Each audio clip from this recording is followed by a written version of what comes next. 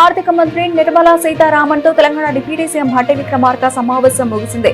రాష్ట్ర అభివృద్ధి, విద్యా మౌలిక వసతులు, మూలధన వ్యయాలకు సంబంధించిన కీలక అంశాలపై ఈ సమావేశంలో చర్చించారు. ఈ సందర్భంగా SCI కింద తెలంగాణకు అదనంగా 5,000 కోట్ల రూపాయల ప్రత్యేక ఆర్థిక సహాయాన్ని మంజూరు చేయాలని ఉప ముఖ్యమంత్రి కోరారు. రాష్ట్రంలో విద్య, వైద్యం, గ్రామీణ మౌలిక వసతులు, మానవ వనరుల అభివృద్ధి రంగాల్లో ప్రభుత్వం చేపడుతున్న భారీ పెట్టుబడులు, సంక్షేమ కార్యకలాపాలను కేంద్ర ఆర్థిక మంత్రి భట్టి వివరించారు. Young India integrated residential schools సహా విద్యారంగంలో చేపడుతున్న భారీ పెట్టుబడులకు సంబంధించి డిపార్ట్మెంట్ ఆఫ్ ఎకానమిక్ అఫైర్స్ ఆమోదించిన విదేశీ ద్రవ్య సహకార ప్రాజెక్టులకు FRPM పరిమితుల నుంచి మినహాయింపు ఇవ్వాలని కేంద్ర మంత్రి నిర్మలా సీతారామన్ కు భట్టి విక్రమార్క విజ్ఞప్తి చేశారు.